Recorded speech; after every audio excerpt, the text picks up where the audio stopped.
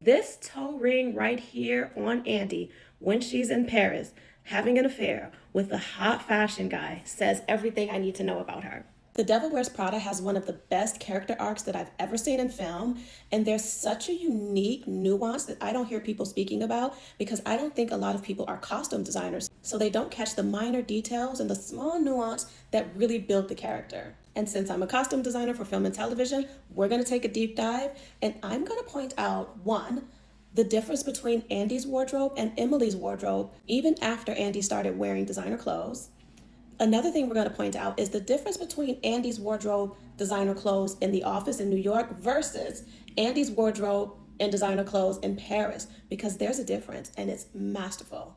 We're first introduced to Andy as this very serious writer who thinks fashion is silly, quite frankly. She could care less about fashion, she thinks she knows nothing of fashion, and she also believes that she doesn't participate in fashion trends, which we know isn't true, and Miranda had to school her in this quite infamous cerulean sweater scene. And then we see Andy showing up to work with a little bit more effort. You see, in the beginning, she didn't put forth effort because she thought fashion was silly. She still thinks fashion is silly. However, she needs this job. So she's putting forth a little bit more effort, and this is what we get. And then Andy realizes in order to play the game, she needs to dress like a fashion girl, or how she perceives a fashion girl to dress. No self-respecting fashion girl would wear this combo. This is hideous.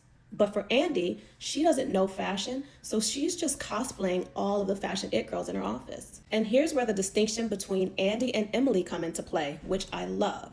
Andy feels like someone who is playing dress up. She's not a fashion girl. She doesn't know anything about fashion, but what she does know are the pieces that are trending and the popular items to buy and wear. Whereas Emily, on the other hand, who is a fashion girl who works in the fashion industry, is always more toned down, more subtle. She's definitely wearing pieces, she's definitely wearing designer, but she's not doing too much. Emily looks sophisticated, whereas Andy looks like she's cosplaying a fashion girl. And this distinction for me was so good, so nuanced, and so interesting to point out. Now we have Andy while she's in Paris with Miranda, and the difference here is she's been working in the fashion industry, so she understands fashion a lot more than she did in the beginning. In the beginning, remember, she was just putting on the trendy pieces, cosplaying a fashion girl. Now that she works in the fashion industry, Andy is a fashion girl now.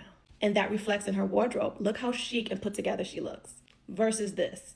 Do you see what I mean? Do you see the difference? I needed to do a side by side so you can clearly see the difference from Andy, who doesn't know fashion but is buying all the popular items, the trending pieces, because she thinks that's what the fashion girls are doing, versus Andy, who works in the fashion industry and understands fashion, wears pieces, wears designer, but lets the pieces speak for themselves and never does too much. This right here was masterful. And there's one minor but masterful detail in Andy's Paris arc that sets the whole scene about where she is mentally. This toe ring.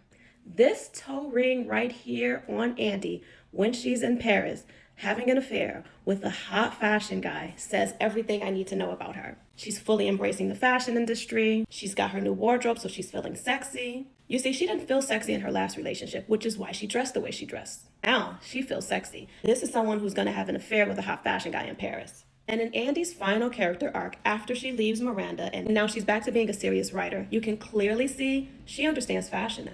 She knows how to put a look together, but she's not trying to mimic a fashion girl. She's found her own individual style. She no longer thinks fashion is silly. And the audience can see this look and understand, okay, she's serious, she means business, but she still looks professional and put together. Now, looking at all four character arcs side by side, you can clearly see the distinction. You can clearly see that each character arc tells a different story about who Andy is at that particular time in her life, and it's even displayed through the changing of her hair. So let's keep this going. Comment the movie or television show you want me to do next.